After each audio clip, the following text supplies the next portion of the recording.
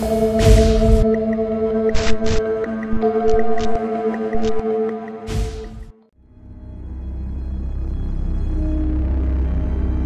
pukul 10 malam, suara benturan keras yang mengguncang udara memecah keheningan.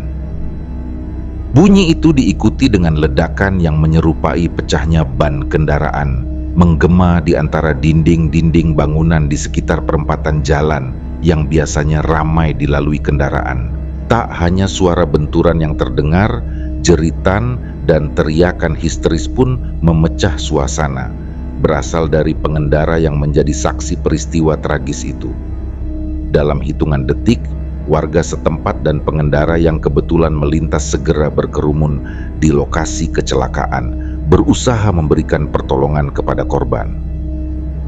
Beberapa orang membantu mengevakuasi korban ke tepian jalan, berusaha menyingkirkan puing-puing kendaraan yang berserakan. Di tengah kerumunan itu, seorang lelaki parubaya dengan wajah pucat tiba-tiba memekik keras. Inna lillahi wa inna ilaihi rojiun. Ya Allah, ini Non Sarah, anaknya Pak Warsito. Teriaknya, suaranya penuh kegelisahan dan ketidakpercayaan. Di hadapannya, terbaring tubuh seorang wanita muda, mengenakan celana jeans selutut, dengan sebuah tato bunga mawar yang tampak di pergelangan kakinya. Namun, kehidupan telah meninggalkan tubuhnya.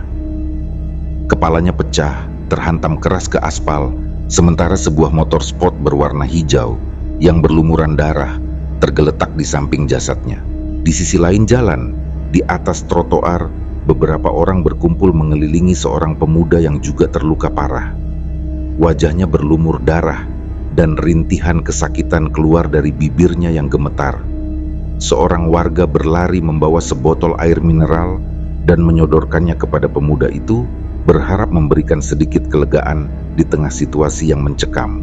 Tak lama kemudian, baik jasad Sarah maupun pemuda yang terluka tersebut segera dibawa ke rumah sakit umum terdekat. Di antara kepanikan itu, lelaki paruh baya yang pertama kali mengenali Sarah segera memanggil tukang ojek dan memintanya mengantarkannya ke rumah orang tua salah satu korban kecelakaan yang mengenaskan itu.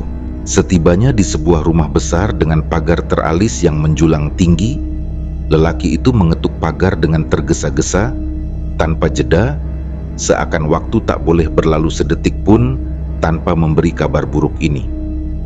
Suara dentingan pagar yang bertalu-talu akhirnya memancing seorang penghuni rumah keluar. Wajahnya penuh emosi akibat kegaduhan yang terjadi di malam hari itu. Pak, Non Sarah kecelakaan di perempatan dekat rumah sakit. Cepetan keluar, Pak. Suara Mbak Susi yang cemas dan panik bergema di dalam rumah saat ia mengetuk pintu kamar majikannya. Di dalam kamar, Bu Hayu yang baru saja terlelap membuka pintu dengan wajah terkejut. Ada apa, Susi? Tanyanya setengah sadar, mencoba memahami situasi yang tiba-tiba menegangkan itu. Mbak Susi tak bisa menahan kegelisahan dalam suaranya. Non Sarah, Bu, dia kecelakaan di perempatan sana. Ada yang lapor di depan. Wajahnya pucat, takut menyampaikan berita ini dengan lebih jelas. Mendengar itu, tubuh Bu Hayu terasa lemas seketika.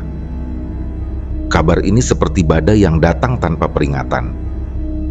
Non Sarah loh, Pak. Itu ada Kang Tarjo yang melihat Non Sarah kecelakaan di perempatan jalan. Tambah Mbak Susi, matanya berkaca-kaca.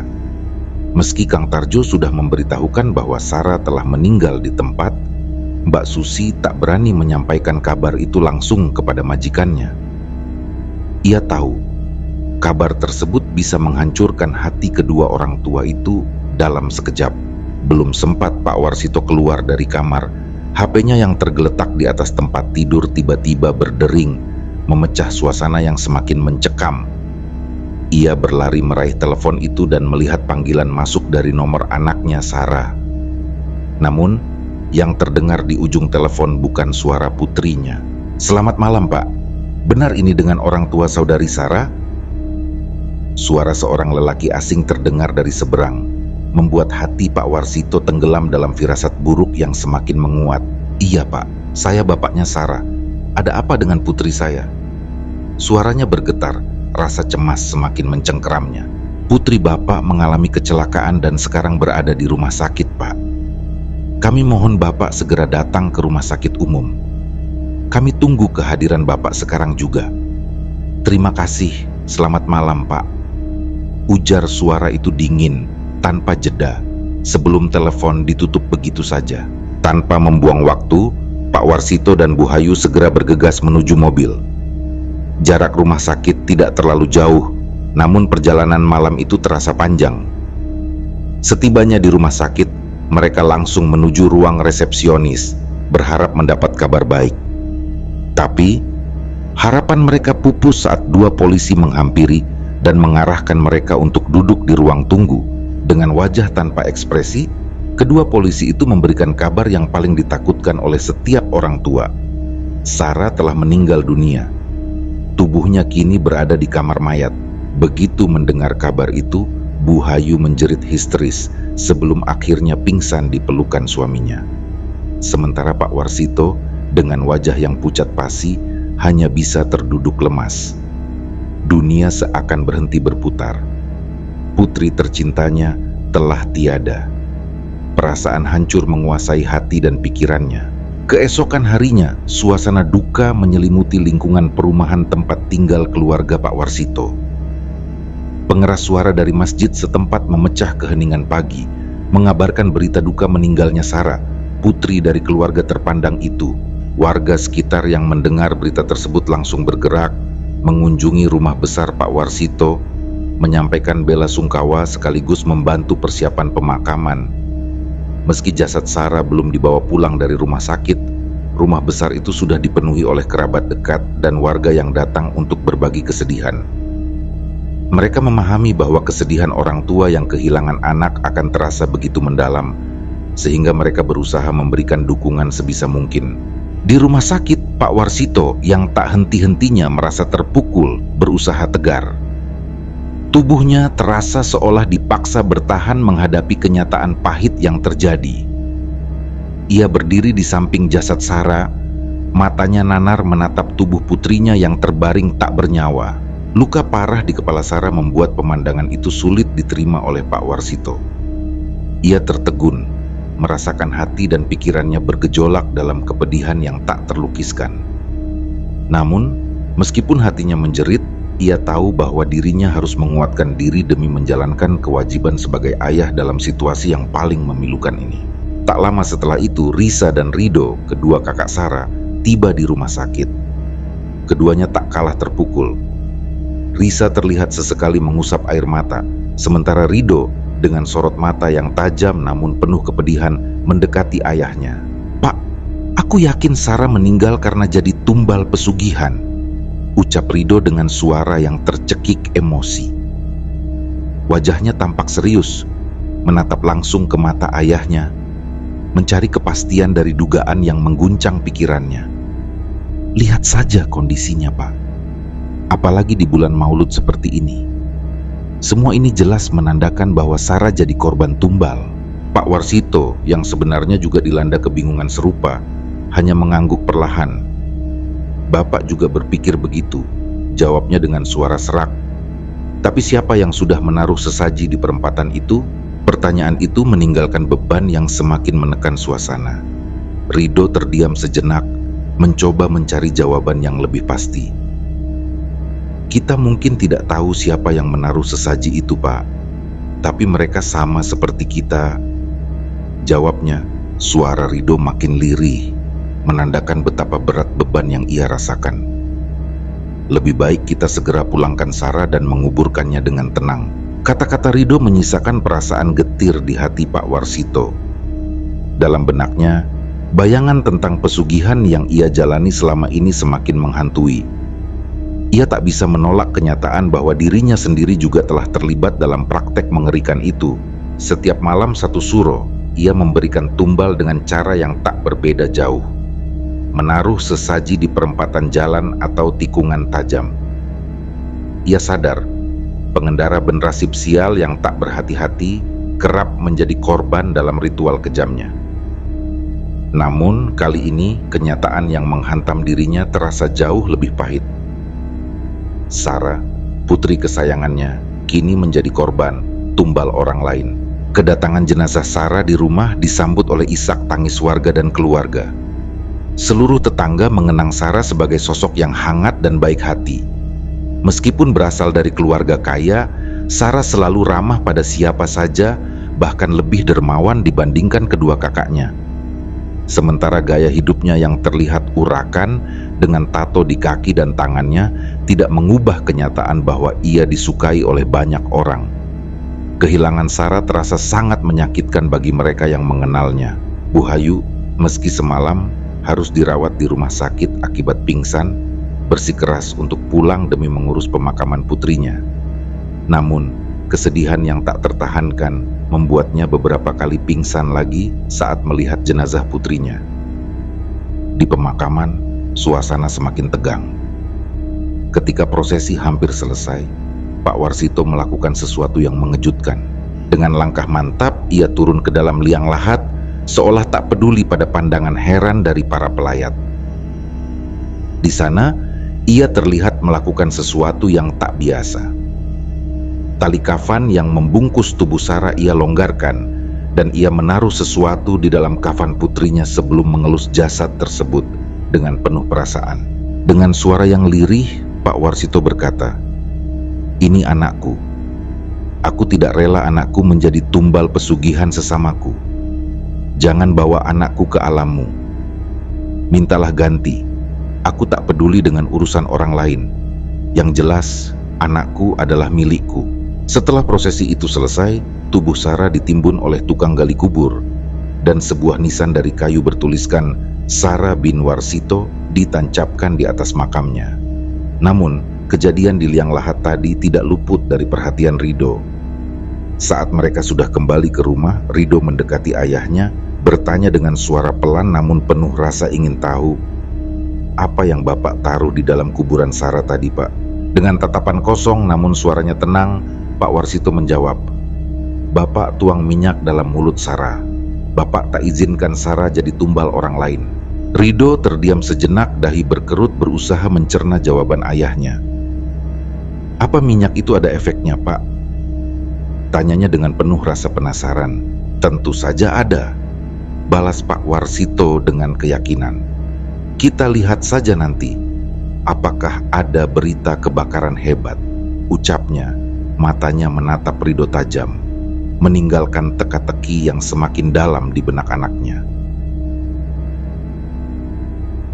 Setelah pemakaman Sarah selesai, suasana di rumah Pak Warsito tidak serta-merta menjadi lebih tenang. Rasa duka masih menyelimuti setiap sudut ruangan, namun kehadiran para sahabat, keluarga, dan rekan kerja yang silih berganti datang memberikan ucapan belasungkawa, sedikit banyak membantu keluarga Pak Warsito untuk kuat menjalani hari-hari yang terasa berat itu. Setiap tamu yang datang membawa simpati dan doa, berharap keluarga yang ditinggalkan bisa tabah menghadapi musibah yang menimpa mereka. Namun, bagi Pak Warsito dan keluarganya, ada beban yang jauh lebih dalam daripada sekadar kehilangan seorang putri, terutama bagi Rido, yang tak bisa melepaskan pikiran bahwa kecelakaan itu lebih dari sekadar takdir. Keesokan harinya, di pinggiran kota, terdengar berita kebakaran hebat yang dengan cepat menyebar di kalangan warga.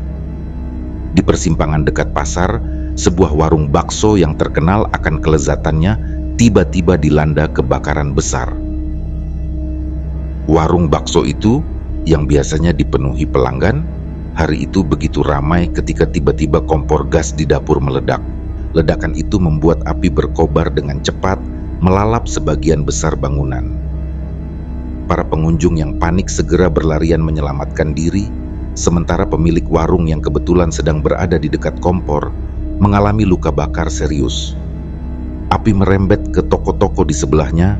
Meskipun berkat usaha keras pemadam kebakaran, kebakaran itu akhirnya bisa dikendalikan setelah beberapa jam.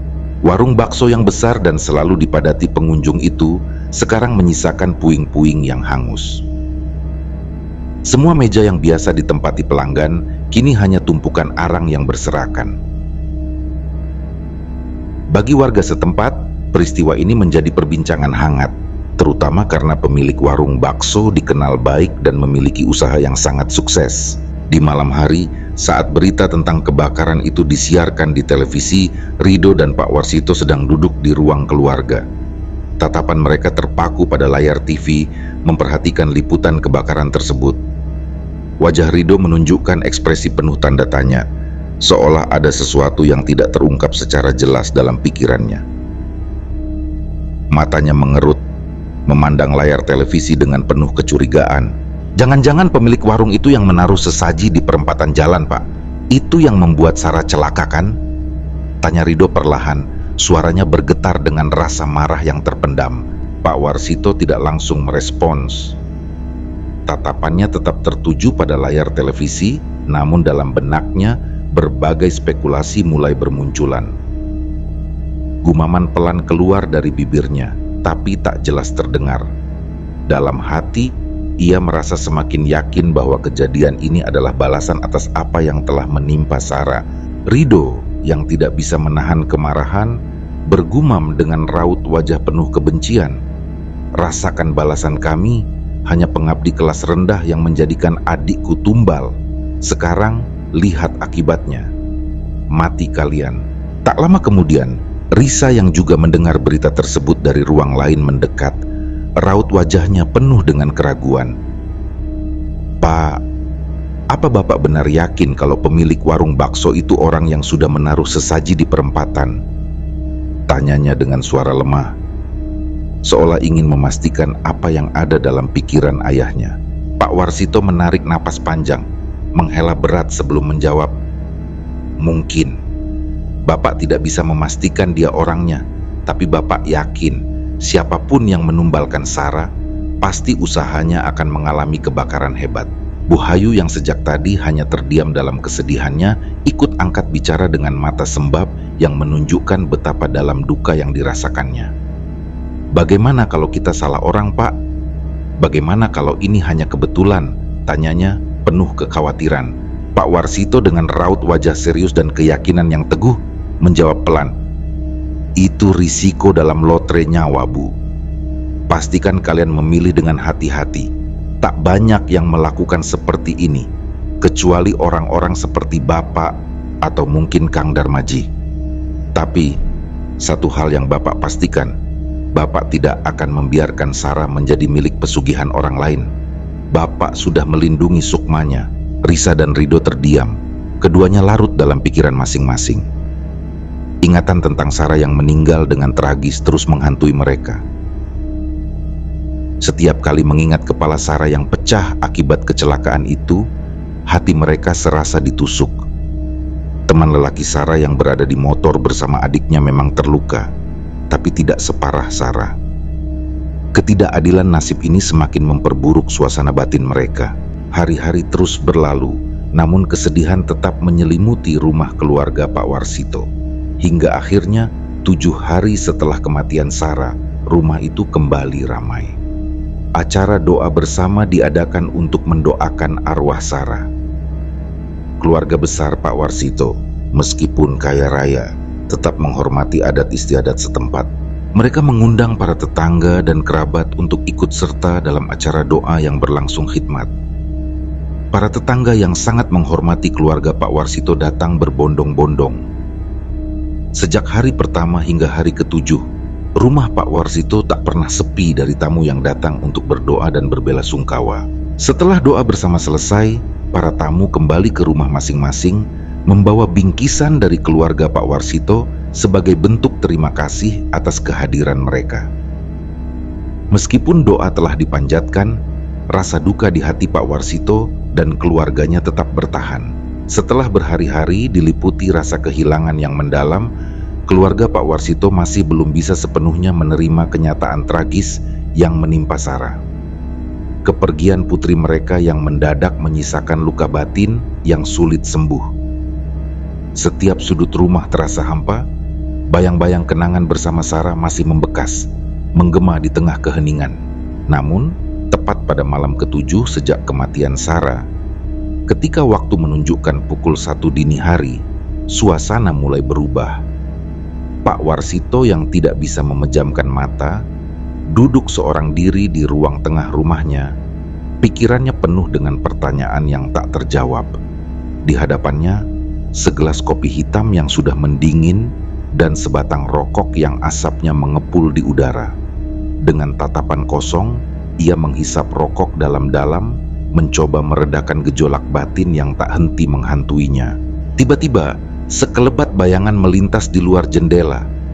Sekilas, bayangan itu tampak seperti seseorang yang berlari cepat, hanya terlihat di sudut pandang matanya. Pak Warsito langsung berdiri dengan cepat, mendekati jendela yang tertutup tirai tebal. Dengan tangan gemetar, ia membuka gorden dan menatap keluar. Namun, yang dilihatnya hanya gelap malam yang sunyi. Tak ada sosok apapun di luar sana. Pintu dan pagar tertutup rapat, hanya angin malam yang berhembus lembut. Meski tak melihat siapapun, Pak Warsito kembali duduk. Namun, belum sempat ia menikmati kembali hisapan rokoknya, bayangan itu muncul lagi. Kali ini, ia memutuskan untuk tetap duduk. Tapi kemudian, hawa dingin tiba-tiba merasuki ruangan, membuat Pak Warsito merasakan sesuatu yang tidak wajar. Angin semilir yang berhembus terasa sangat dingin, menusuk kulit.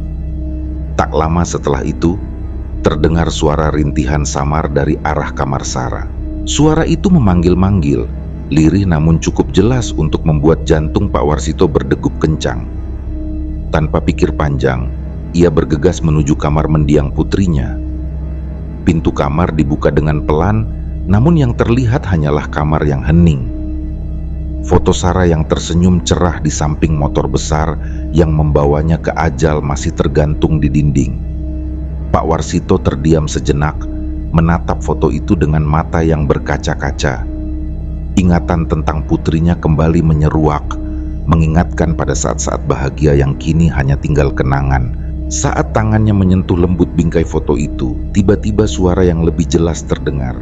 Suara tanpa rupa, namun sangat familiar di telinga Pak Warsito. "Pak, tolongin Sarah.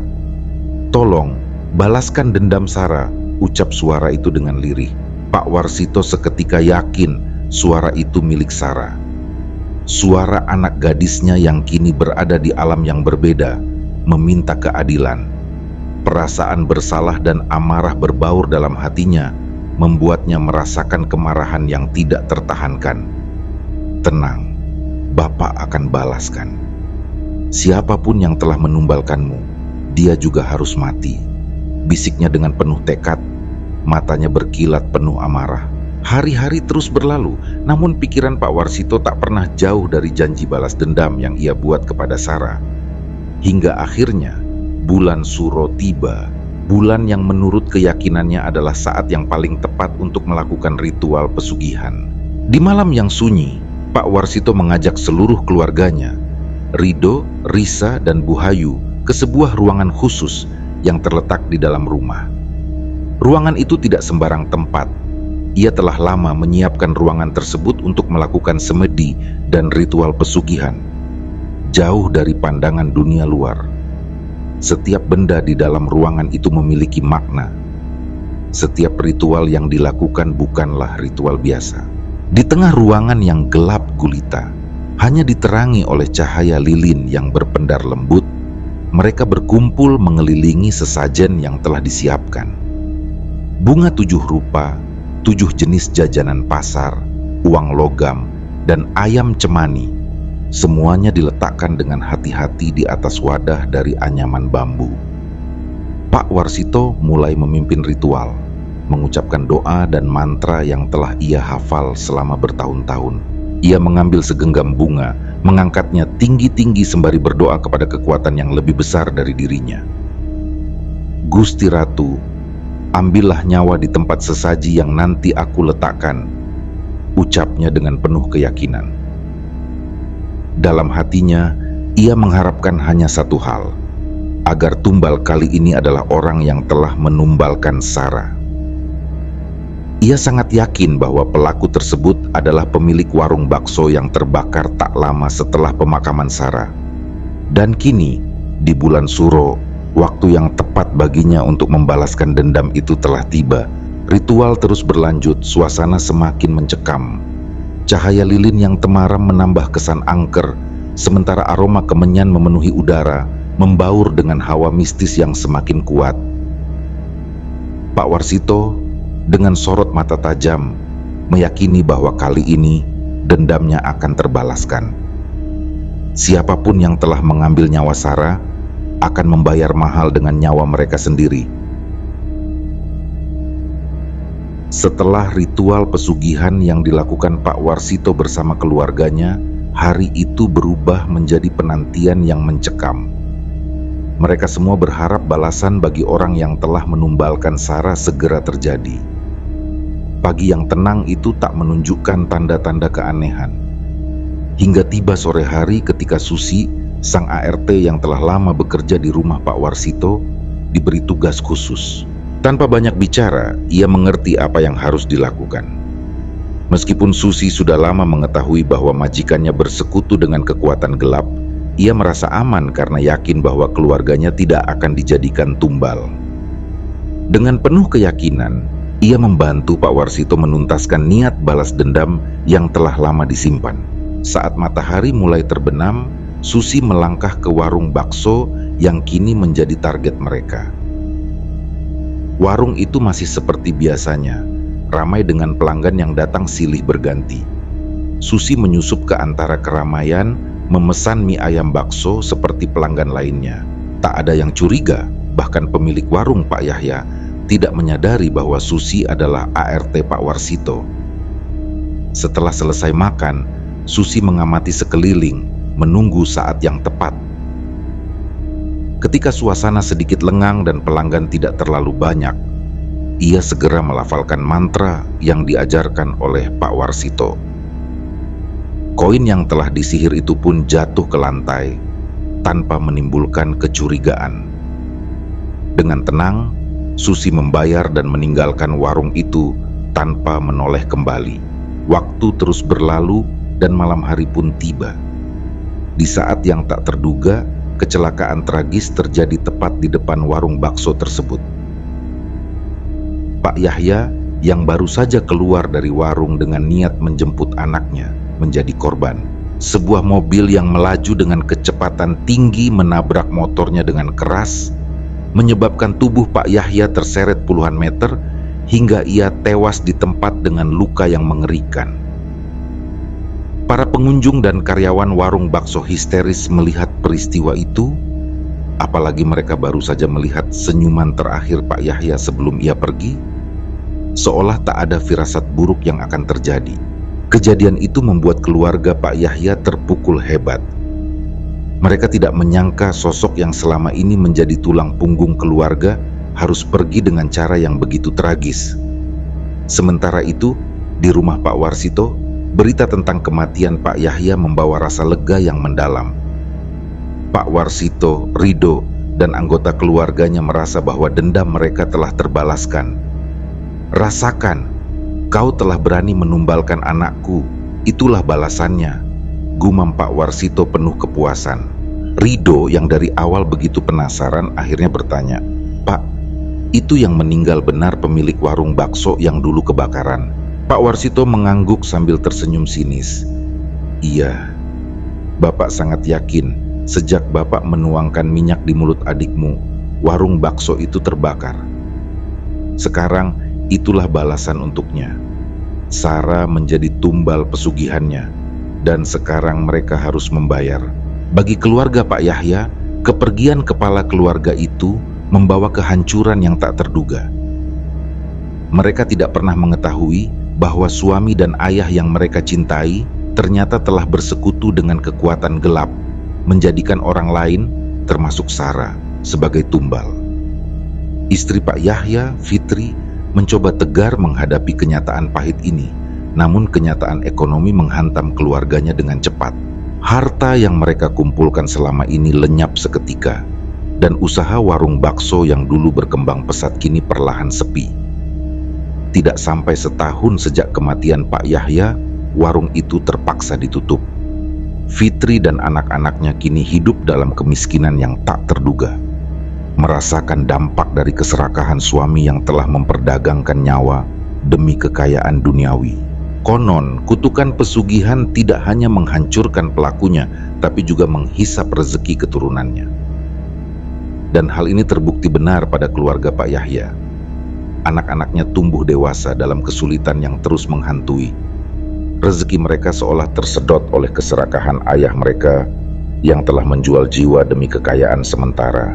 Di sisi lain, Pak Warsito merasakan kepuasan yang tak tergambarkan.